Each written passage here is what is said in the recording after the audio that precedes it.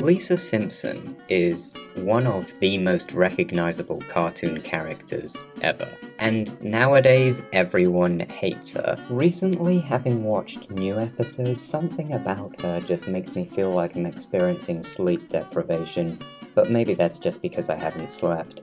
But anyway, today I'm diving in head first to discuss why everyone hates this 8-year-old and try not to sound like an incel. Let's do this. Part 1. Lisa is the exception to the rule.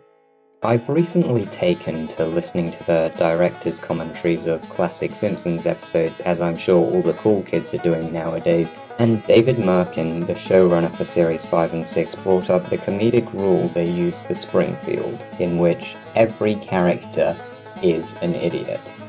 This rule is very good at establishing comedic premises that elevate into something wacky involving some kind of monorail, seeing as everyone in the town isn't smart enough to think of a logical solution. And in the early series of this show, Lisa went along with a lot of these plans because why wouldn't she? She's an 8-year-old girl. Despite her being smarter than most other children her age, she is still part of this town and therefore applies to the rule. I mean, I didn't see her trying to stop the monorail. Yeah, she does object to Lyle Lanley in her class, but when he compliments her, she's fully on board. But then something just happened. I'm not sure how, but she became the smartest character in Springfield, and in episodes such as the War of the Worlds Orson Welles broadcast parody in The Simpsons Treehouse of Horror, she's the only one who can see through Orson Welles' ruse. Hey great, thanks for figuring out that it was a hoax. You could have told us sooner before countless people were murdered. Part 2. Restricted storylines. Lisa is kind of sad. And by sad, I mean she has no friends, and she's very smart.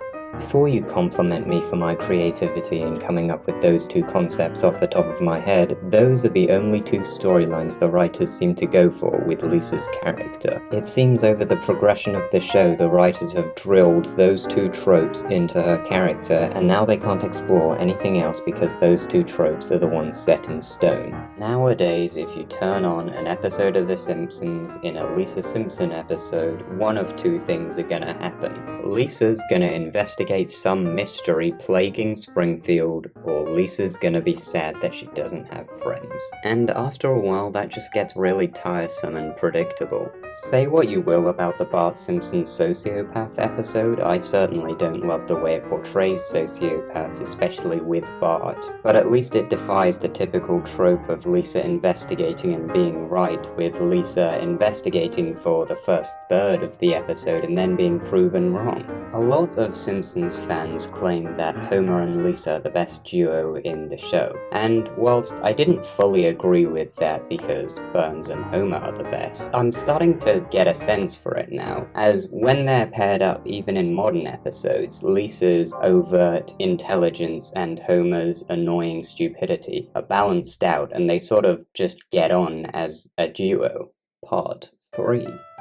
Lisa as a character is bad. Because Lisa only has two personality traits, the most prominent being her unrealistic intelligence, the writers will often use her as an exposition dump to load a ton of information about a current event to set off an episode. Flaming tap water. I saw something about that in a documentary. Sad, sad, sad, sad, sad, sad, sad, sad, sad. You! This one!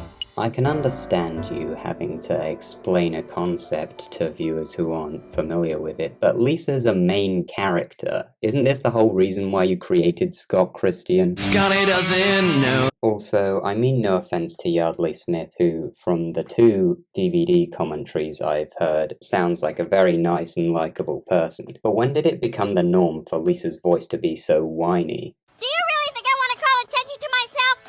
Get this thing off of me! Even though that's the only 8-year-old quality that Lisa possesses. But then again, this is a show where baby Maggie can reference A Clockwork Orange, so maybe I should be glad this is what we got instead of something worse. And maybe I just find frizzy-haired, smart people just really annoying in cartoons. Scotty doesn't know. Oh, Scotty doesn't know. Oh, so don't tell Scotty. Scotty doesn't know. Scotty doesn't know.